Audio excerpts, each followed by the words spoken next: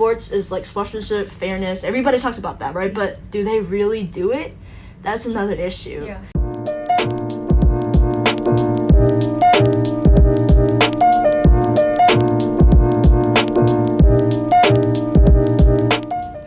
Hi everyone, welcome back to Because Mental Health Matters, a podcast by Because Mental Health. With me today is Andrea, an ex-student athlete that represented Hong Kong in various swimming competitions. Previously, we recorded a podcast called So Different, So Similar, where we talked about going through similar situations as student athletes, such as the stigma, struggles, expectations, and stereotypes. This time around, Andrea and I will be diving into topics that we didn't have time to discuss in the previous episode, and in the second episode, part 2, we'll talk about Andrea's experience with quitting her sport. Okay, so recently you did A-levels, I assume.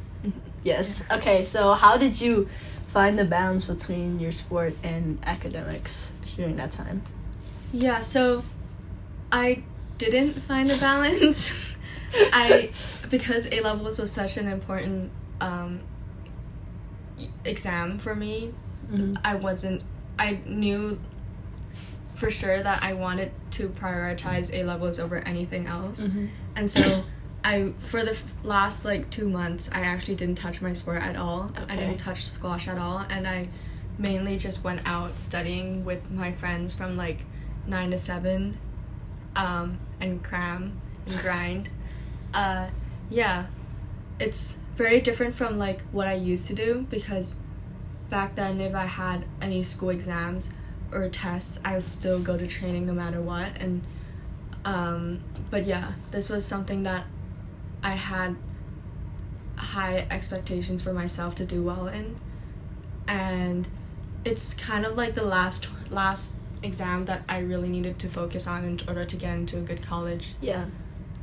So, I mean, I get it because I have friends in the DSEs who skip training for 3 months. Since study leave, they quit swimming for training, and I mean, they give up on the sport, to be honest. Most of them give up on the sport after DSEs, because colleges, there's a lot more you can see and do in college. So I mean, yeah, it's pretty cool. I mean, it's for me, I felt really guilty for not training, because when you're in the DSE, people automatically assume you're not going to train. Yeah. No one trains during the DSE, because it's a Hong Kong thing, and it's also something that you build up over so many years. You start learning stuff from Form 1, and everything you learn from then on is going to be tested on the DSE. And for A-levels, I'm starting a year early. A-levels is split into 2 years, and so as a Form 5 student, not a lot of people will assume that I will stop training, because there was a tournament in May, and my A-levels was in May, and I needed to skip it. But then people, I don't know, I don't think people really fully understood why I decided to not play the tournament. Meanwhile, if you're a Form 6 student and DSE student, then people will automatically assume that you're not gonna even sign up.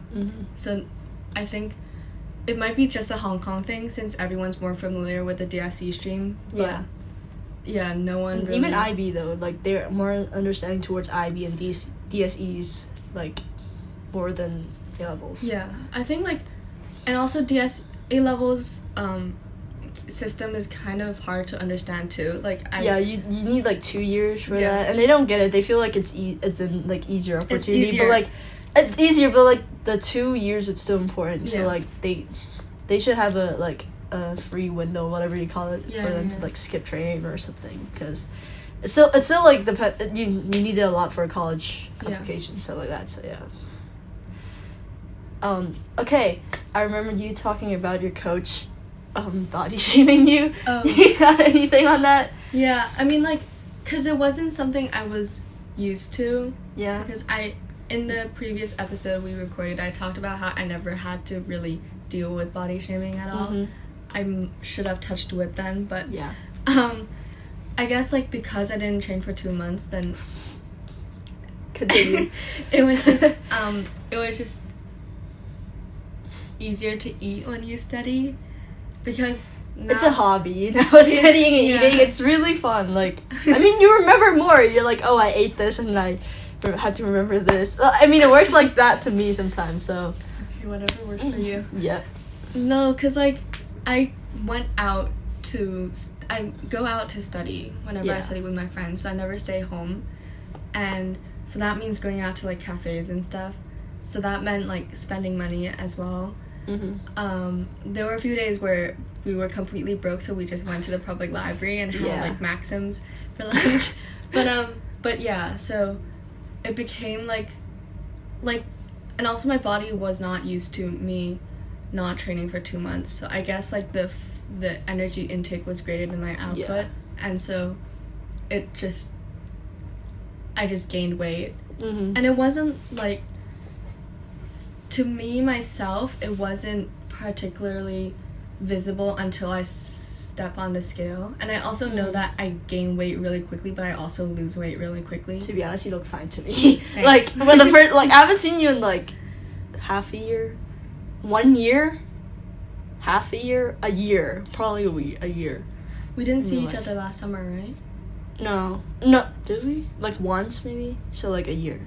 You didn't see me in December. Something like that. Yeah. So I mean, you look fine to me. Like, don't worry. But yeah, I experienced the same thing because like I didn't swim for like half a year, and like me during swim time, I was already like body shamed a lot because I eat a lot, and it's not like I wanted my body to be like that. It's just like when I'm training, I just like, it's just I need energy for the next like training session, because swimming it's like morning and summertime, so it's morning and then a few hours, and then you go to afternoon training, and sometimes afternoon training is like 3 hours, so you gotta have like a lot of energy in you. So I just eat a lot, and they're like, you have to eat less, but I didn't care then, because like when I swim, I like it's a lot of calorie output, true. So it doesn't really affect me, but they still think I'm fat, so I don't know what to do then. But now they're like, oh my god, you're so fat, you're like fatter than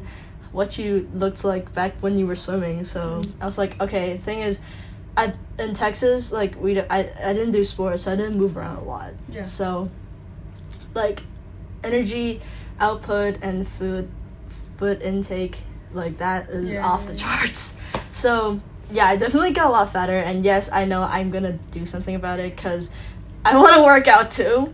So I'm gonna work on that, but like, just don't be really harsh on that point. Especially. And like, people make fun of me, like I get it, because I make fun of myself a lot too, but sometimes it goes to an extreme, and it's like, you know, you don't need to say that. Like, I know already, like my grandma, when she saw me, she was like, in the whole dinner we had, she was like, you're too fat, you're too fat, you're too fat. I was like, I know, you don't have to say it like 10 times in the whole dinner conversation. Like, I want to talk about something else. So like, people are aware of themselves, so like, you can just remind them like once or twice and they'll do it, you know. Yeah, but like, I was talking to my coach, like, no, I was training with one of my coaches for the first time ever since A-levels, and I don't know if it's like they just don't know what else to say.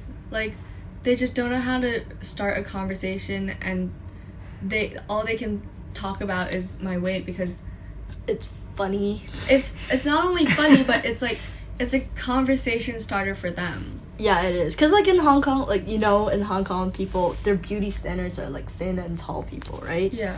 I have none of those, like, I'm in none of those categories. So like, every time they see me, oh my god, your face looks chubbier, you have double chin, you have a tummy. I'm like, I know, I'm aware, just stop mentioning it and let me get on with my day. It's so annoying. Like, when you go back, you come back from America, you have to meet like a bunch of relatives, friends and stuff. They're like, oh my god, you're so fat. I was like, shut up. Yeah. I know, like, you don't have to tell me. Yeah, it's also like the first thing people notice when they see you. Yeah, they just the beauty standards are like the first thing they talk about in Hong Kong. It's just a thing. I don't know about like other places, but like, it is a thing, and it's pretty annoying. But I'm like, I'll be really happy if you don't mention it. Yeah. So now that we talked a little bit about my experience with A-levels, I also want to ask about your experience when you were training in the U.S. Like, did you like, I would assume that you didn't really enjoy it, or else you wouldn't have quit. So would I be like right? Okay, the enjoying part is, it's actually like, you know, like swimming is a whole learning thing, because there's so many variations to the sport, so like you gotta learn a lot of stuff from different kind of places. So but for me it wasn't like that, so it was like a revelation kind of thing. So I was always thinking of quitting swimming like a few months before I went to America, like in inter-school, which was like in November 2020, like the one before I went away. So it was like a few months ago. And it was weird because like I finished the meet and I was like, I looked at the pool and I was like, damn, this might be my last swim meet. Like that's what I thought. Like that, I just had that feeling. Like I was like, I gave it my all. It was a really fun meet. I enjoyed it. I won, and then I like totally like did everything I wanted to do in the pool. And so I was just like, and I was really happy in the moment. So I was just like, I think this might be it for me. Retiring. Yeah, I was like, I think that might be it for me. And then so, like, anyways, I shrugged it off and I was like, okay, I'll go to the States and like see if I really want to pursue a college career. And I was like, okay, I'll go. And first of all, it was really different because like they have yards and we have meters. Do you know, like, because they do like 25 yards and we do 25 meters and 50-meter pools. What's the difference? Yards is like a little shorter, so like the 5-meter marks are like different, and there's like you have to adjust to it. Well, that was fine, but training methods were different. Because I mean, like, everybody's training methods are different, but America was like a new one that I had to adapt to, because it was like they had different structures to it, and I wasn't used to the structure, so it took me time to like get used to it. But like, I've done the training, I've been to meets. It was just different, you know?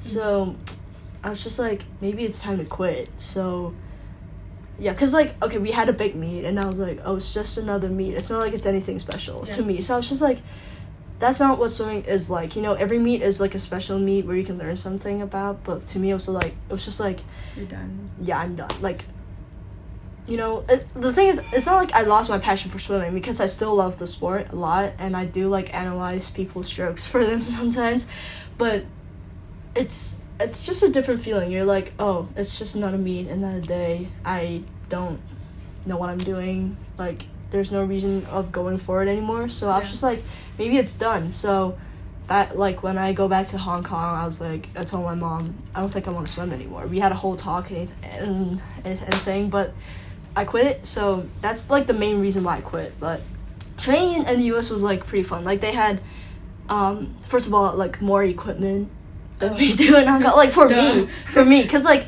we do like high school and club, and high school they have a gym and like weights and stuff like that, and like they have like swimming equipments where people won't understand, so I'll just say they have more equipment. Yeah, so they have more equipment, and they have the space and time. That's what I can say. Because in Hong Kong, we're like always in a hurry.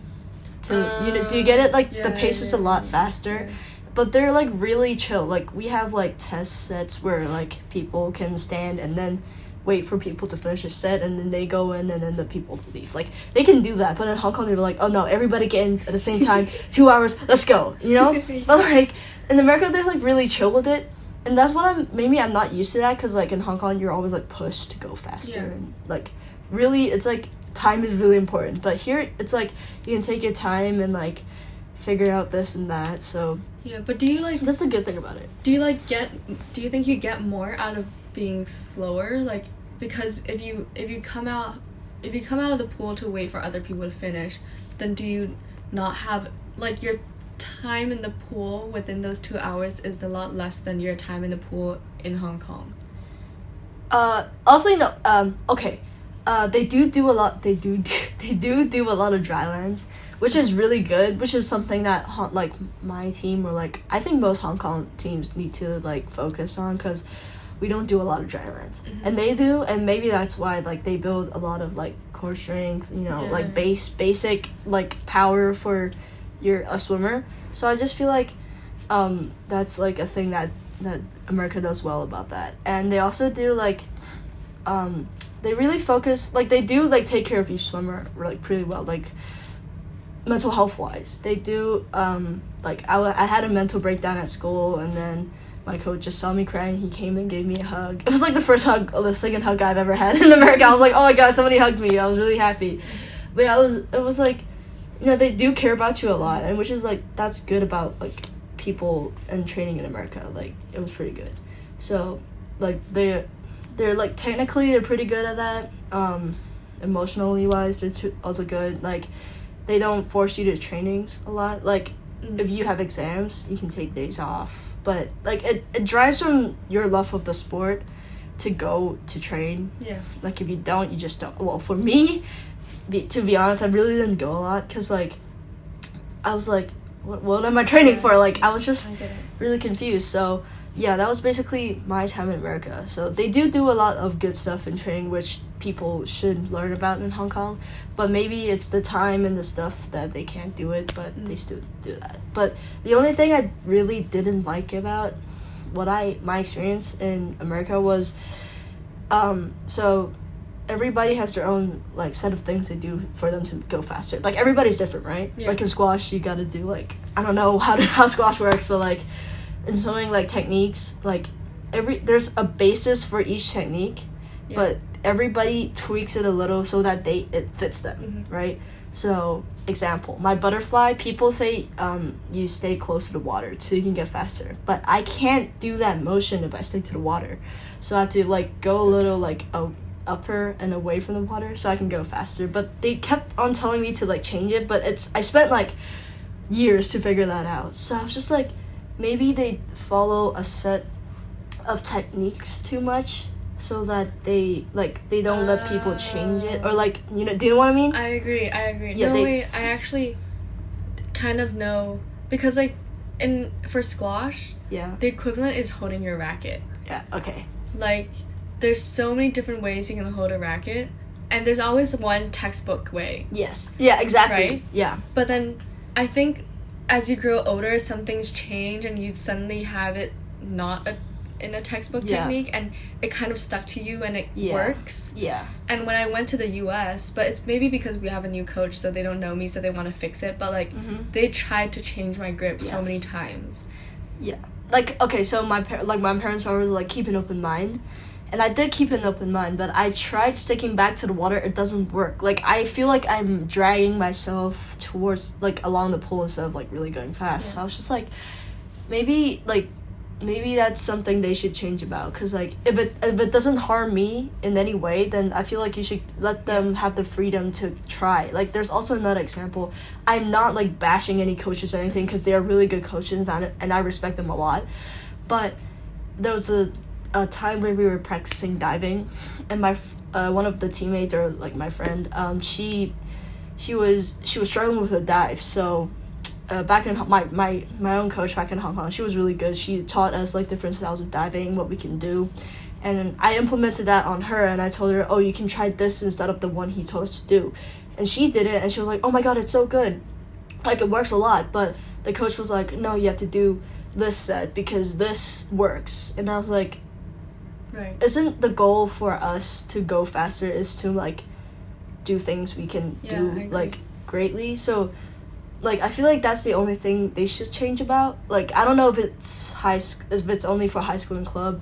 Maybe it's different in D1 colleges, but I feel like that is the thing that I really had an ick about. So yeah, that was pretty much it. You can talk about your camps and stuff like that. Sure. Interestingly. I mean, so like, as a squash player who wants to get into college through recruiting, I've been to a lot of summer camps throughout the years. I think it started when I was, I think I started going when I was like 10 years old, and every year I go, other than the 2 years of COVID. Yeah. And I resonate a lot with your idea of having a lot of equipment, because my god, did they have a lot of equipment. I didn't go to colleges, I was just in high school, so they did have a lot. I was like, whoa. Yeah. Like, when I went first year, so I was like, awestruck. Anyways. Yeah, like they had, so my first year of going to summer camps, I went to Princeton and Harvard. I know. Interesting. I think I was able to go only because of connections. Mm-hmm. And so basically what Harvard had both Princeton and Harvard had it, but only Harvard let us use it. And it was like this machine that just shot balls at the wall, and you just have to receive or like practice what shot you want to hit. Okay. Wow. Okay. Yeah. So there's like 100 balls inside the machine, and it just shoots balls. And it's really cool because if you put it in front, it can shoot balls all the way to the back of the court, and you can hit your backcourt shots well. And I think that's like one of the examples of what Hong Kong doesn't do. And another thing is their whole vibe, I guess. Maybe it's because it's summer camps and not real training. Okay, yeah. But they have like speakers, and they just play music while we play. That's pretty cool.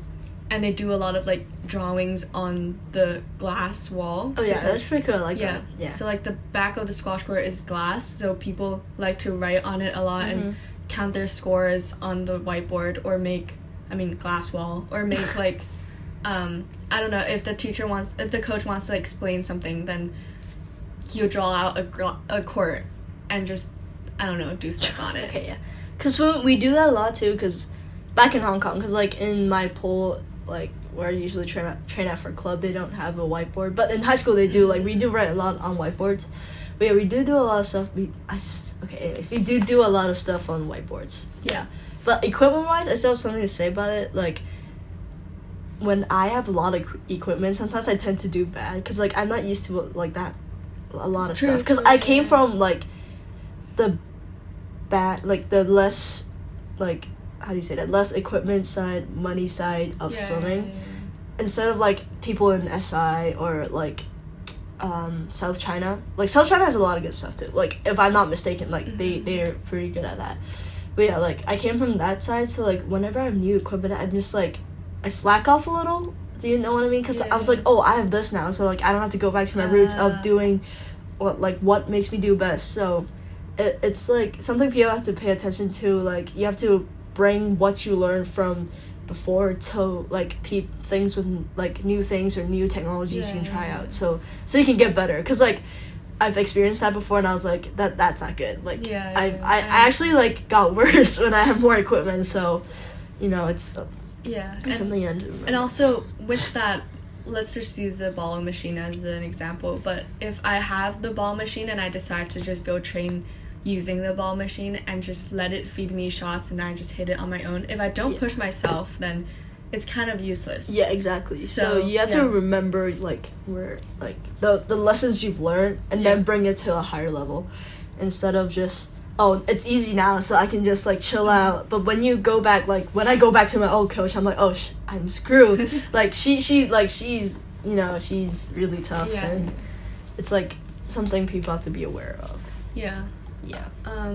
I guess like another thing in Hong Kong is that the Hong Kong government doesn't really care about squash in general, because it's such a small sport. Yeah. So we don't get sport. Yeah. So we don't get a lot of like equipment, a lot of budget, a lot of you know, stuff. Yeah. Even like our Hong Kong team shirts, when we go out for tournaments, they used to be all in cotton. And now they changed it, but I haven't been able to go to a tournament after that, so I don't have it yet. But they changed it just recently, like few months ago.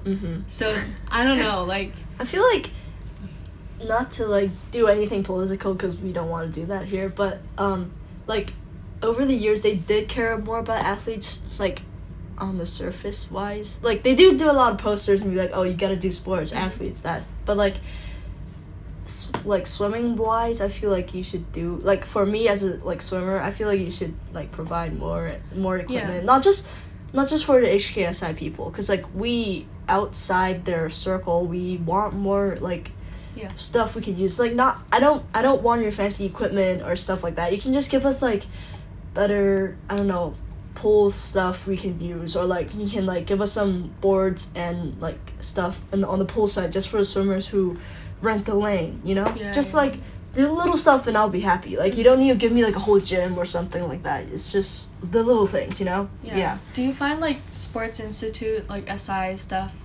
actually better?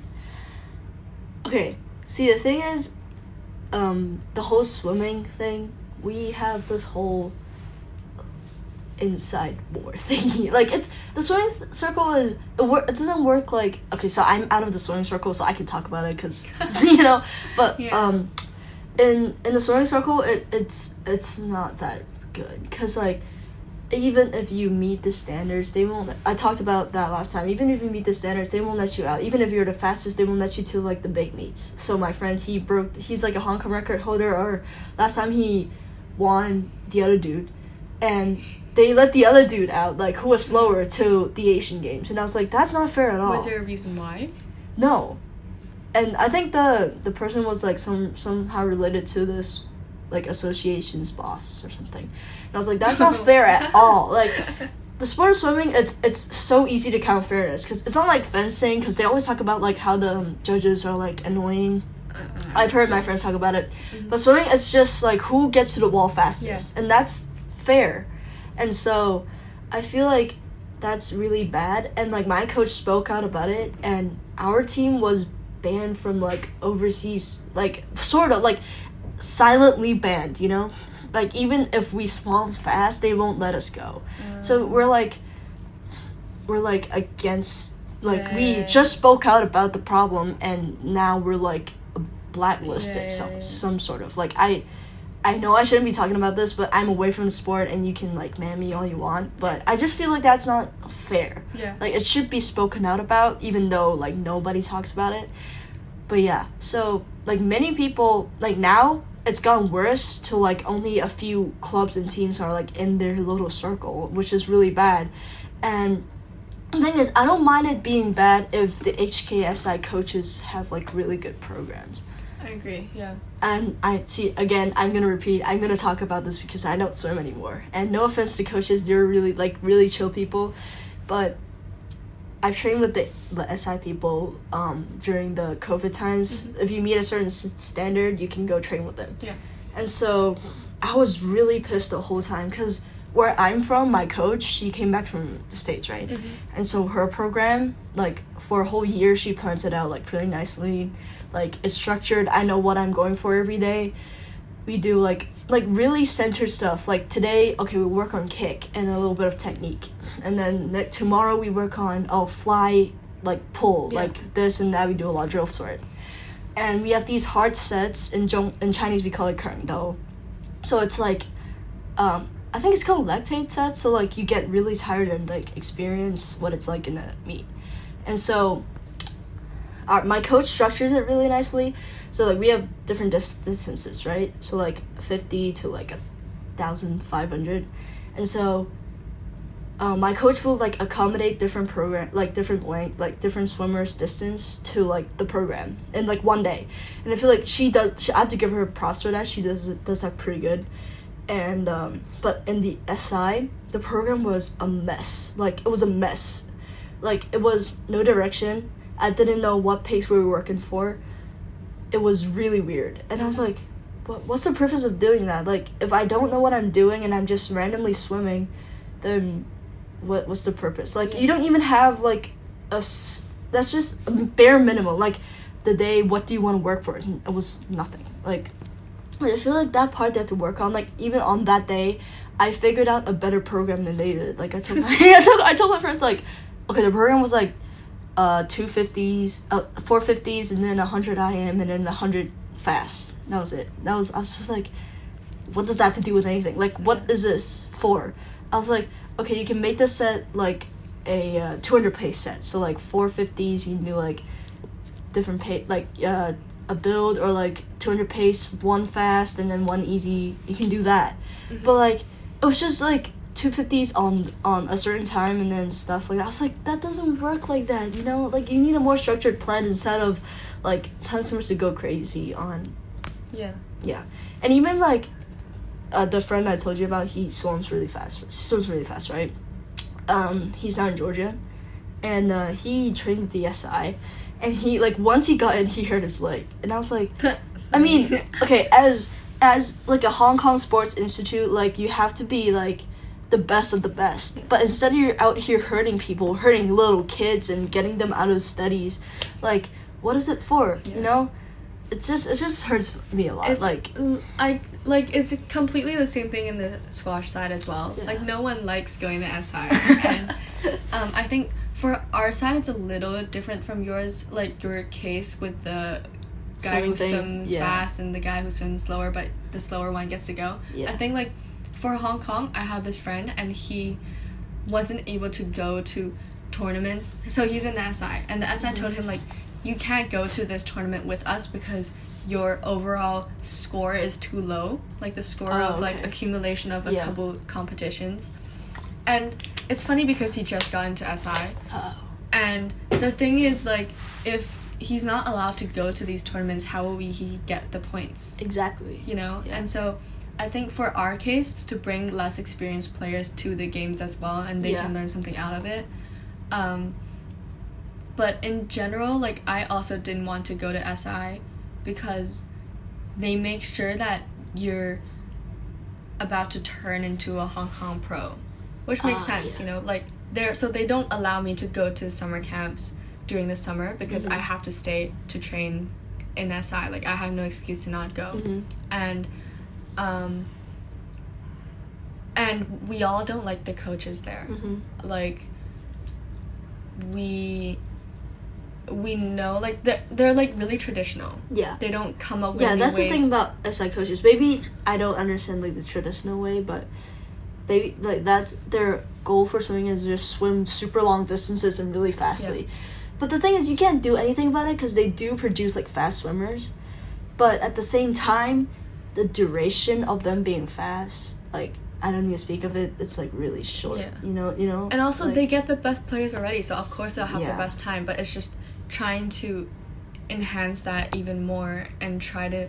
That's why like Hong Kong has never like got into top 20 in the world because it's just not really possible. I feel like if people really care about their sport as a whole, like everybody, we should like speak up to that, because like if you want to, like, I mean, everybody's goes to be the best in their sport, and if you really care about like where you're going and stuff like that, I feel like there should be a change in it. Yeah. Like I feel like it's been very long since it's been happening, and not many people have spoken out about it. I feel like there should be more awareness about it for like everybody, you know? Like I have a friend who swims really fast, and she should be able to go to like international meets or like at least like good meets. But I mean, now she went in to SI for a few months and she quit. Yeah, so like I mean, now she's like doomed for it, you know? Like once you quit the SI, you're doomed for it. And so I was like, I just feel like everybody should have a chance. It's not like I'm against anything at all. I just want people to have a fair chance, because sports is like sportsmanship, fairness. Everybody talks about that, right? But do they really do it? That's another issue. Yeah. So I feel like people should like raise awareness about that. Even if it doesn't work, at least we talked about it, you know? So yeah, it pisses me off sometimes. I'm sorry, but like, yeah. Especially because we know like Hong Kong SI should be like the top of the top for Hong Kong. Like, if you say you're the best for something or some sport, then you should live up to that name. Yeah, and also you have to be good for a reason. Like you have to be unique in your own way, because like if you follow the traditional route, then that's what everyone else is doing too. So to become the best of the best, you have to be creative, you have to come up with new ways, and you have to learn from overseas as well. Yeah. And that's not what they're doing. That's like just learning and stuff. Like, if you're afraid to try, then like what's the point? Like sports is about trying to get better, to stuff like that. My like trying wise for inter-school, my coach was like, I told my coach I wanted to win my 200 free. And so she was like, okay, we should switch strategies to like you literally just following the one that's faster than you. Like stick to her till the end. I tried. I puked after the race, but it was really fun, and I tried, and I did really good on that meet. So, like, trying, it might get you, like, somewhere bad, but, like, it's never, like, a bad Yeah. experience. So I just feel like they should reach out and do more. And yeah, it's very industrialized, you know? Yeah, it's very industrialized. So yeah, it is a problem, but we're too small to talk about this, but it's an issue and people should know about it. Mm-hmm. Yeah. Oh, and also if you're in the SI, you can get into like my friend talked about this like a while ago. Like if you're in SI, you don't have to take as many DSE subjects to get into No way. physio. I was like As what? a scholarship, right? I don't know, but it's like some sort of deal they have with HKSI. Oh, that's so cool. And I was like, okay, she just said like you have to take Chinese and English, and that's it. And I was like, what? I was like, what? And then it's just, I don't know if it's fair or not, but you know, physio is you're supposed to, okay, in Australia, physio is the equivalent of a doctor. And you're a student athlete, you did not really study, and you got like 2 subjects in DSE, and you get to go to physio. You know, like Yeah. I'm not saying I don't like student athletes having a chance to do what they want, but I just feel like if you want to be like helping people in like in the scientific way, you need a certain qualification for that. And I just feel like there should be more to that instead of this, you know? Yeah, I agree. Like, yeah, so THKSI is just, yeah, so I didn't know that too until she told me. I was like, wow, okay. But yeah, so enough about the HKSI. I don't want to be your enemy, but you know what I mean. Yeah. It's fine. We're all going overseas anyways. Yeah, So. it's not like I swim anymore, but yeah, so anyways, we should talk about, since we're on the topic of HKSI and how we don't like the training methods, let's talk about coaches and what we want from them or whatever. I think I already kind of touched on it when I talked about the summer camps, but it's just, you know, it's just being more creative. And overall, they make sure you enjoy squash a lot. So I used to, like, despise squash. Despise is like not even a strong enough word to use. Yeah. But like until I got into a Hong Kong Football Club, and I started training with under two coaches, but one of them being, I don't know if I should mention his name, but let's just call him John. Sure, let's just call him John. So I had group trainings with John and a few other kids that I personally knew already, and the eye-opening experience for me was that when I was training after the group session, John asked me, did you enjoy it? And that was like the first time I heard that. Like I never thought like I was supposed to enjoy it, you know, because I never did, and so I never tried to make an effort to enjoy it as well. And so that question caught me off guard because, you know, why would you ask me that? It does, yeah. And I was like, yeah. But like, it's really interesting because while he made sure that we all tried the best we can do on court, he makes sure that we always have fun off the court, and that he high-fives us whenever we do well.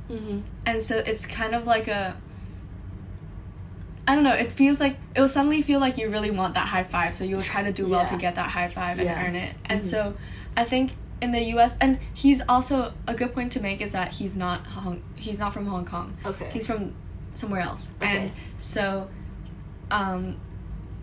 you can tell the difference. Yeah. You know? And also, so in the US too, I think people care more about if you enjoy the sport or not, and I think that's the first thing that people should be focusing on as a coach, especially because if you don't enjoy it, then my coach in the States asked me a lot too, like, did you like it? Like, were the teammates nice to you? Like, my club coach was really nice. Like, he's a really good coach. Like, I have nothing against him, and I respect him a lot. Like, you just, like, I feel like the enjoy thing, like, I forget that I do swimming because I like it. And sorry, I have nose allergies. So yeah, like in the course of like COVID, I forgot that I swim because I enjoy it, not that I want to do like crazy things, but like I just like it. It's like it soothes me a lot. It's like easy. It feels free. You feel free in the water, and so like you just tend to forget that like enjoyment and fun element in the sport, like when you do it in Hong Kong or like maybe anywhere. You just need to remind yourself that you do it because it's fun and you like it, not that you have to stress yourself for anything else. Yeah, that was like the main reason why I was like, oh, maybe it's time for you to quit, because like it feels different already. So yeah, it's really like that. And also I just feel like I feel like coaches in Hong Kong should like drop the authoritarian act, like, because they do like control. Okay, I know coaches that literally control all your life and they don't care about school at all. Like they just go overtime in morning trainings, making like people go to school late. And I was like, why? Like as there are people out there who are professional swimmers now, and they don't know what to do with their life after it. So like studies are important. Like you have to know that. Like even only a college like graduate degree, it gets you a job somewhere. So I feel like people should like coaches should focus more on like students like studying life too. Yeah. And like just traditional ones, they probably don't understand it, but like mental health is a thing. Yeah. And like we do have a lot of feelings in ourselves, and so I do cry a lot in training sometimes in the goggles, and I don't see stuff. But yeah, it's like, I mean, coaches, some coaches do care. Like my coach, she does care about us as a team, like mental health wise and stuff like that. Your coach is in Hong Kong or the one in the US? No, the one in Hong Kong. Okay. She does care about our mental health and stuff like that, but she doesn't show it sometimes, and so we're like always intimidated by her. We're like, ah. But like when she was like, the time when she saw like, oh, it's probably your past haunting you, it's some demons in your head that's bothering you, and you just have to like fight through it. There's no other way, and you have to go in. You got this. She told me that. I was like, oh my god, she knows, and then I cried so much. But yeah, it's a good thing that, I mean, I do like my coach's mysterious ways, but I feel like having your athletes know that you care is a good thing. She did that a lot during COVID, which was really good. I would really like that. She had us ranting passages. I ranted a whole passage in a group, but yeah, she gave us a question and a topic, and then we'll each send like a paragraph of what we feel about it during COVID. Yeah, it was really good. But yeah, but for like, let's talk about like, because we complain about coaches all the time. So like, if coaches are listening, like they should know what we want from them. So like, let's talk about like our ideal coach. Sure. You know. Don't know. You don't know. I think it's a mix of couple things. I think you need to be. My ideal coach would be. I can go if you can't go. Okay, you go first. Okay, so the thing is, I feel like a coach should have a certain authority over their kids or athletes, because that's what coaches are for. Like, you can't lose that purpose. I'm not telling you to be like an athlete amongst us, but you have that coach figure in you, authority and stuff like that. But at the same time, like, you should have some like fun moments with us, like you know, stoop down to our level sometimes, and like talked with us about random stuff. We can gossip. I don't really care, but like just talk to us. Like, we really chill about it. But when you need to be serious as a team, like, you need to know you're serious, you know. And as swimmers, like as the coach's students, you have to know respect with your coach. You can't, like, in the end, even if she stoops down to your level or he stoops down to your level, they are still your coach. And so I feel like you have to have that dynamic in your team for it to work well. And we sort of have that in my team in Hong Kong, which is like, I'm just gonna say, like, I feel like we're the best, like, team spirit wise in Hong Kong. Like, we're pretty good at that. Like, even I've heard, like, my friends tell me that our team has a pretty good spirit. And we're like a whole family, so it's pretty good. Yeah, we should have that. Yeah. Yeah. I think it's, my ideal coach is similar because so right now my coach, the main coach that I have, who does group trainings 3-4 times a week, and so at first I didn't like him because, I mean, I liked him as a person, but not when he's coaching. Okay. And I didn't like it because he was trying to be so authoritative. I guess it's also because he kind of was still kind of young, like he just graduated and he just came in as a coach, so he wants to take the power and take the control. So I think he was being overly authoritative. Like he was scolding people for the tiniest of things, and that's when I started hating going to the group trainings. But then I don't know what changed. Maybe he got a girlfriend and it's just everything's better. But he became, like you said, he started knowing when to be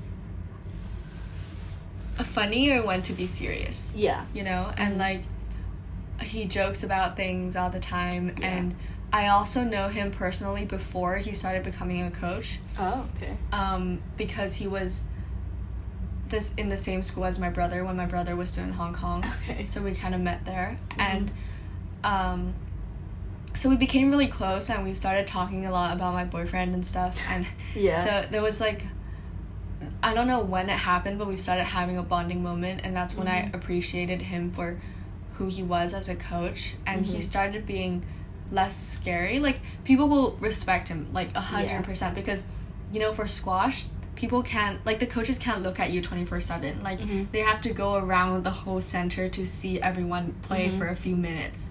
And so every time he comes by, everyone gets so scared because he... My coach is that too. Like, yeah. So, like, he scolds people when it's right. But then, like, at the same time, if you just made a silly mistake, he doesn't scold you anymore for it.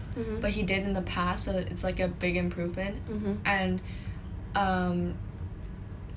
And so, yeah, like, people respect him as a coach, but also the coach also knows when to stoop down and be a part of the family. So I think, and then you bring in elements of the coach at football club, which we called John. He cared a lot about the mental side of things, and he knew I was on antidepressants for a while, so he knew that there was, you know, time for me that, like... It's funny because the first week of taking antidepressants was the week he messaged me and say, "Are you okay? I saw that you were feeling tired during training. I should have asked you in person." And I was like, "Oh, I just took antidepressants, so I may not be used to it." And he completely understood. Like, he could tell when I was like different, and he was able to ask me about it comfortably. And I think that was a big moment for me. That's good as a coach. Like, my coach doesn't do that, so I feel like that's a good part. My nose is like stuck right now, but like tissue? I'm fine. I can't do anything about it. But like, yeah, that's a good moment because like my coach, like, that's what we want from her at the moment, because like she is sort of this mysterious figure to us sometimes, and it's a good thing. Like, I feel like coaches should do that too. I think like there's also an element of feeling like you won't be respected if you suddenly care about your students. No, you'll be more respected if you care about your students. Like, they will respect you a lot more. Yeah.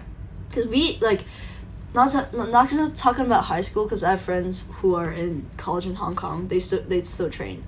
And so they're like, sometimes my coach doesn't really understand them, that they're going through a lot. Yeah. And she's like forcing them to training, which is for the good of the sport, but not really for them. Do you get it? Yeah. So I feel like on that part, people, like, coaches should look more too, instead of like just shrugging it just for the good of the sport. But they did do good in the recent like short course championship, so maybe it was for that. They were happy about it, so, you know, just. I think mental health is getting like it's becoming a bigger topic in Hong Kong, especially with the recent news about like stuff. Stuff. We're not gonna dive into it, but there's, you know, they're starting to have more awareness of their kids, students, and I think that shows. But, and we will definitely like understand if they need more time to get used to it and actually be able to show that they care face to face. But I feel like it's a start, and it's getting somewhere there, so it's pretty good. Also, the thing about scolding, don't scold your kids, please. It's really traumatizing. And also, I feel like, okay, you can scold them, but don't scold them when they make their first mistake. so my mom has this policy where like you make the mistake first time, she doesn't scold you. Second time, a warning. Third time, you get scolded. Yeah. And so that's fair. Sense. Like, yeah. It makes sense. And my coach does that too. Like, in the first time, your technique is wrong. You should focus on this. She drags you aside and tell you. And if you keep making that mistake, she's like, why? So that's a good thing. Like, coaches should look about that, because I have coaches who literally use swear words to scold their kids. And I was like, that's not good at all. Like, mutual respect. That's what I always say. Like, and I do that too, because if you want your students to respect you, you have to respect them. Yeah. That's how it works, like, in a society or, like, anywhere. So, I feel like coaches should be reminded that you're not the boss of your kids.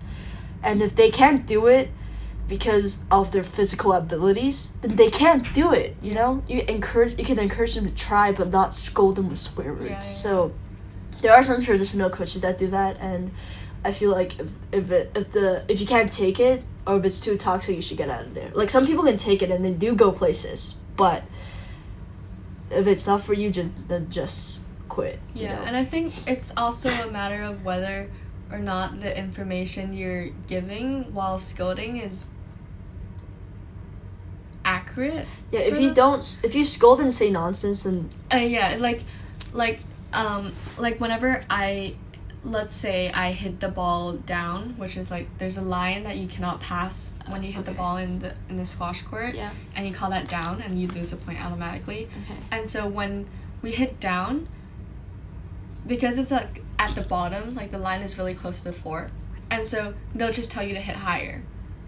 You know, that's like, useless. Yeah, it's like I tried. Like it's like telling me to not be like depressed, and I'm like, I'm trying. Yeah, exactly. It's like telling me not to overthink. I'm trying, okay? Yeah, so a better way would be to tell me why it was down and tell me what I did wrong there. It could be like my racket, it's too closed and it hits the floor while it should be facing upwards. And so there's like, I don't know, you Yeah. We're not bashing coaches here because they need to be respected, but like it's the same thing, because I was always like, when coaches repeat a thing too many times, you tend to like not listen to it, you know. But my coach always says that you build confidence from repeating stuff in training. Like for us, like the pacing, you keep, like, my coach's focus is on pacing, because like for a 200 free, you can't sprint the whole way. Like, you sort of sprint the whole way, but you still need a certain pace for it, right? And so she was like, okay, this time, remember, don't slack off, focus on every single, like, let's say 850s, every single 50 you have to make it. And so when I was younger, I never tried. I was just like, oh, I feel like this, then the time doesn't matter, okay? When I got older, I started to like have more anxiety. Like, I told you the whole time, I had anxiety for 200 free. And so I was like, okay, I have to stop that, stop overthinking, stop being afraid of pulling car. Like, we call this Lai Te in Hong Kong. So like, it's the state where your whole body goes numb, like at the end of the race for swimming. And like, we all hate that as a swimmer, and I had a time where I was afraid of it. And so I was just, my coach was just, she kept telling me, like, you have to do it in training, but I was always afraid. I didn't listen, and so I was like slacking off a little and just going slower on purpose because I was scared. And then, but I was just like, oh, it clicked in one day, and I was like, oh, I have to do it. Like, I have to do it. Like, if I don't do it and I'm not used to it, and I would just stay in that like scared state forever. So I was just like, okay, I listened to my coach, I focused every single time, I have to do this, and I got better, and I wasn't afraid anymore. So listen to your coaches. Listen to your coaches. Even like sometimes they keep repeating the same stuff, it works. It helps. Yeah. And also one thing, like, my head never stays still sometimes for swimming, because like, just imagine yourself as a boat. So like, your boat's head can do this, right? So like, you have to stay still, and my head never stays still sometimes. So my coach is like, fundamentals, remember. I was like, yeah. So listen to your coaches, kids. It's a good thing. We just I agree. I think no matter what, the coaches have more experience than you, and so exactly, there's always, and the thing is, there's always no harm in trying, especially for in squash, because if that technique doesn't work, then you can immediately stop doing it. But you also have to give it time to just try it out and see if it works for you. They do have a lot of experience, and also coaches should let their kids try. That's also a thing. My coach does that really well. Like, we had, like, literally, sometimes she gives us, like, for a whole week, like, the last 30 minutes or 15 for you to try different stuff, that. And then we have, like, technique days where she's like, oh, this is the basic techniques. Let's say underwater kicks. So, like, dolphin kicks underwater. She told us to try, like, smaller kicks, mid-length, and then huge exaggerated ones. She was like, find a medium where you feel the best at. She was like, there's no right or wrong answer. If you feel fast, the fastest that way, then go for it. Yeah. Like, she was like, yeah, you need a certain technique for that, and if you lose that, then you're not fast. So, like, she was like, you know, find it, and then you get it. Yeah. Also, like, the water levels, it goes to that, water levels. So, like, let's say this is the pool size, and then the top has the most waves, so we avoid that. Yeah. And the bottom is too deep for us to go, like, up. Yeah. So, like, usually she tells us to, like, go here, and then slowly ascend up there. Yeah.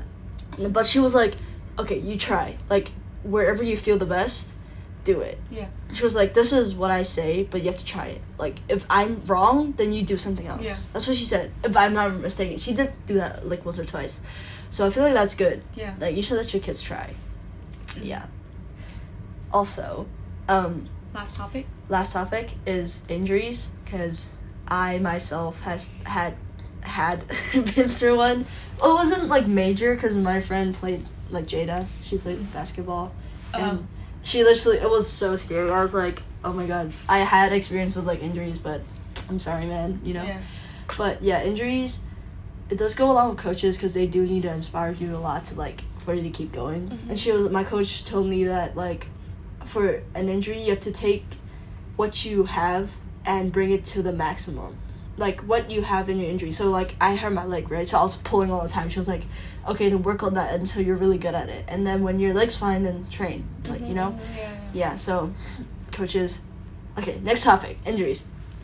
It was a pretty weird time for me, because at the time, I wanted a break from swimming. And so, conveniently, my knee went haywire. One day I was doing dryland in Hong Kong, like dryland as in gym. I finished the whole thing, and then we usually finish, and then we go into the pool for like a few, like 800 for warm down. And so I got in, I started to kick, and my knee just hurt like so bad. Like, it was like swarming my knee, and I was like, no, this is not good. Yeah. And so I kept on swimming, but I couldn't kick. So I was just like, no, not good. So I tried to shrug it off, because, like, the next day was okay, fine. But I was kicking, and it was, like, hurting-ish. So I left it for a few days, and then I told my coach, I had an issue, and then she let me pull.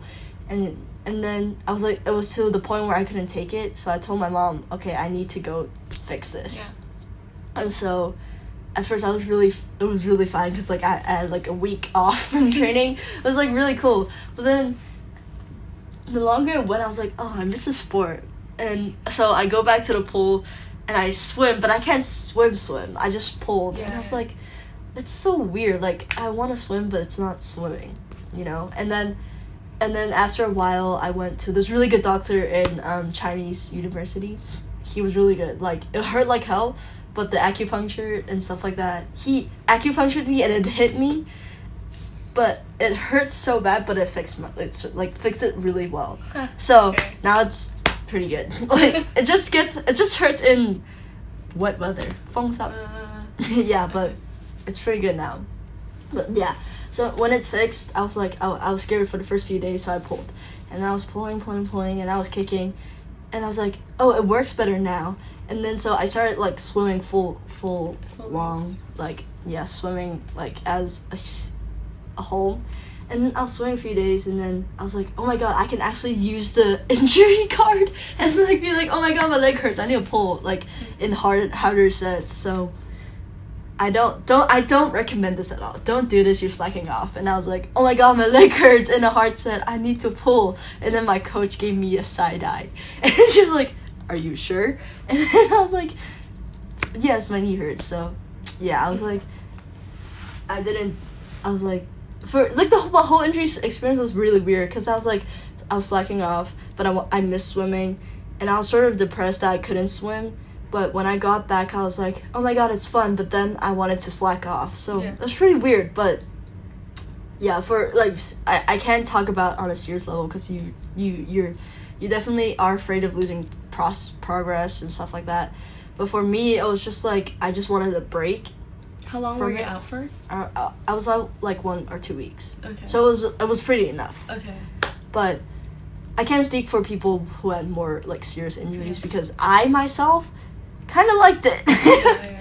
But yeah, it was a really weird and good experience because I got to like because I never really got injured. Like I had like shoulder injuries, but all swimmers have shoulder injuries, and so I was like, I have a knee thing that's weird. It works weird sometimes. It hurts sometimes, but it doesn't hurt sometimes. So I do get to use the card a lot, but I'm just here to say that don't use the card or it's gonna be bad. You know, you need, because even if I had a minor injury, I still had to train, like go to physio and like train the muscles back, right?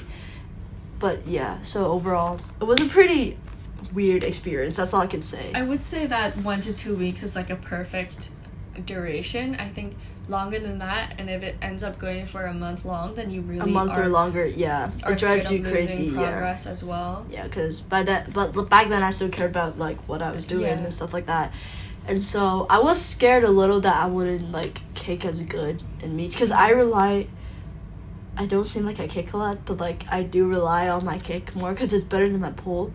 So it does scare me a little that my knee's gonna give out in the meet. Yeah. But it did give out in a meet once, and I was like, oh no. So you get that a lot. And so I was scared, but it turned out fine. So yeah, so like I'm not speaking for anybody with serious injuries. Let me repeat that again, but it was an okay experience for me. I wonder how Jada went through all of it. She was pretty down in the dumps, but well, that's a story for her to tell, but yeah. Anyways, so I feel like we've been talking bad about the sports stuff, so we should talk about the good stuff of sports.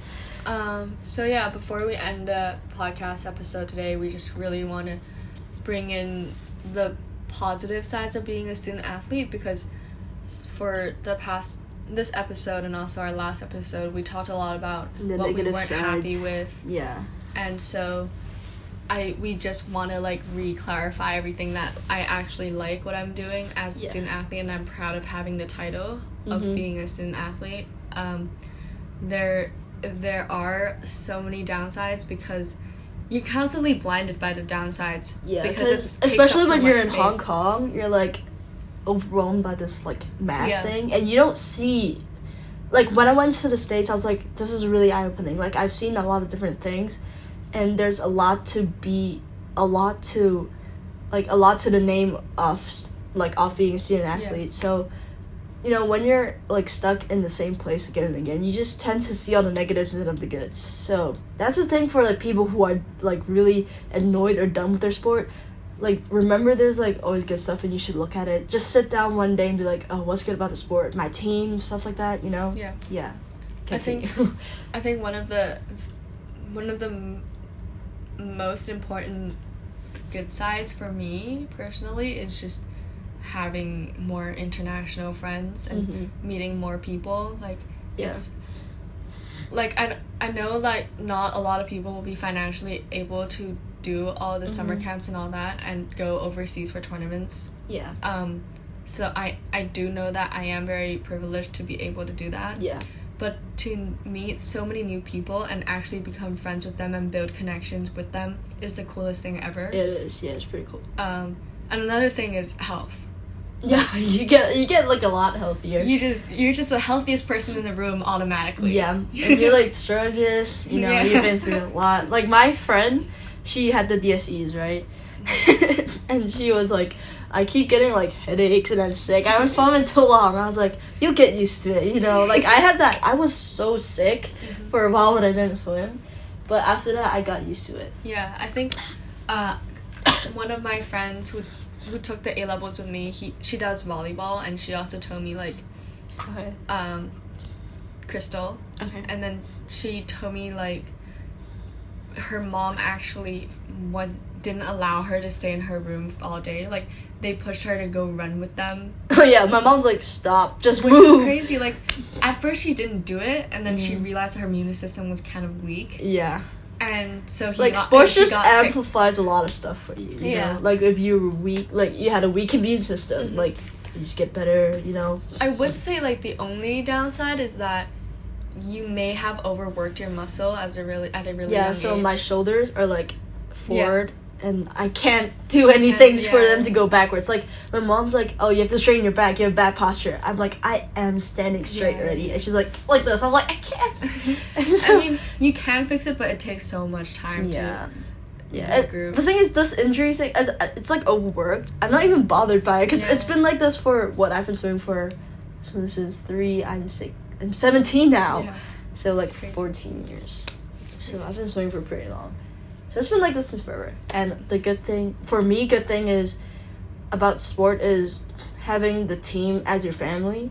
Because, like, I've been with a lot of coaches, and every coaches I've been with, like, I've made a lot of friends. Like, that's not, like, internationally. I went to Texas, and I was like, it's weird because, like, I've been training with my family for so long, and when I go there, it's like, oh, it's a different, like, I feel like I'm an outsider instead of, like, it's weird, you know? Yeah. So, like, when you've been around your sport a lot, like, you create a sense of family. Like, I have friends, I've, like, old swimming people that went to, like, overseas. They don't swim anymore, but we're still, like, really good friends. So, it's a bond you create when you go through the harsh trainings together. And that's, like, a good thing. Like, it's a team bonding experience. I went to Malaysia for a swim camp, like, with my coach, like, as a team. And we bonded a lot from that. So, I would assume so. So, like, it's a good thing. Like, you learn about teamwork. Like, if someone annoys you, there's gotta be someone on a team that annoys you. Like, if they annoy you, learn to, like, shrug it off. Like, that's why athletes have a stronger mentality. Like, we go through harsh stuff. And I'm not complaining how many depressive stuff or sad stuff I've been through to get to this point, but I feel like it's a really good, like, what do you call that, like, ability we have for, like, working in a society in the future, because you know what I mean. I would also say, like, the biggest lesson I've learned is to control my jealousy, because I used to be a pretty jealous person. Like, I get jealous really easily, but I think through the sport I was able to learn how to turn the jealousy into admiration and trying to learn from other people instead. Because I was always neck and neck with the player, and every time she got a better result than I did, I was always jealous. But, like, learning from her game plan and trying to implement her elements into my own style is something that kind of was my first sign of feeling like I was becoming more mature by playing my sport. Yeah, and the thing is, we do get more mature, like, even as a normal human being. Like, you see things about you, because my sister, she doesn't do sports, and she is a sore loser. Like, it pisses me off. Like, she cries every time she loses, and I'm like, if you lose, then you lose, right? Like, there's nothing you can do about it, right? Then do better next time. Like, if you lose again, then find an issue and do it. And the jealousy thing, you know, my sister, again, she is a really stubborn person, and I was like, you know, like, even if the person on the outside seems pretty bad, then just don't learn the bad stuff she does. Like, don't follow that path, and, like, everybody around you could, like, at least get something good from you. I was like, my mom's always like, study harder. I'm like, Hailey's a good example. She studies really hard, and I was like, I have to learn from that. But yeah, so everybody around you has something that they're good at and you should learn. So that's a good thing for everybody to know about, you know? Yeah, so good sides to being an athlete. It has a lot, but to get there, it's pretty hard. Oh, hell yeah. Yeah, hell yeah. It takes a lot of... It's... For me, now that I've committed to a college, and all my friends are still struggling to think about what college to get in, to me... okay, so to them, they might find me lucky because I have everything planned out already. And you've been like... But, like, for me, squash is an investment. You started training when you're 6 years old, and it's, like, all you do for the rest of your life. Yeah. And so, you know, the past 10 years, all I've been chasing for is for me to get into college. And so it is an investment, and it takes a lot. Like, throughout the 10 years of squash, I might only have enjoyed squash for like 1 to 2 years only. But then you get a lot of good sides out of it, even though it's like small compared to all the big ones. But the small ones are the ones that will carry you furthest. The things you learn, like the itty-bitty things, like, I'm not saying the big things because everybody takes from that, but the small things, like the little details, a lot brings you to who you are, like, right now. Like, if I look back, if I had to change anything, I won't, because, like, I wouldn't too, because, like, if I changed something, I wouldn't be where I am right now, and I like the person that I am right now. Like, it's pretty good. Like, I'm grown up, I know what I'm saying, I've matured. Even my coach said I was matured once. I was like, oh, I'm so happy, because, like, I'm like, ever since I got into team, I was always just, like, crazy, stupid, little immature kid that swims the wrong programs, jumps around, laughs around, making people laugh. But now that I'm older, I still, like, cheer for my team and stuff like that. But, like, other than my funny side, I believe I'm grown up, and I do make a lot of mistakes, but I'm grown up, I learned, and I'm who I am right now. So thank you to all my coaches and the people and my parents who brought me to this state right now. Good ending for the podcast. I know, right? Yeah, so it's a good thing. I feel like even you should get into a sport. I always tell people, like, if you don't know what you're doing in life, get a sport. I know it's horrifying sometimes, but you should do it. It's good for you. It's realizing that the middle ground is possible. Like, you don't have to be the best of the best, and you don't have to not play a sport at all. You can just find something as a hobby and do it. Like, as a kid, I was like, oh my god, I got this. I'll be an Olympic gold medalist sometimes. But as you grow old, you realize what you're pursuing, what you're going for. You just want to be happy. You just want to enjoy. You just want to get better, and that's it. You don't have to go to the point where you have to go to, like, the Olympics or crazy world championships. For me, as I went on, I was like, oh, maybe I just want to be, like, a happy swimmer who tries her best. That's it. That's all I wanted, and I got it. And so it's a good thing, you know. So I guess this is it. So we're recording a second episode later on nose. Okay, I'm sorry about my nose thing. If you're bothered by it, I'm really sorry. But anyways, we're talking about Andrea's experience with quitting the sport. I know we talked a little bit about it already, but we can go deeper into it. We did. Okay. A little bit. Okay. So stay tuned for the next episode, and thank you so much for listening. We'll see you later.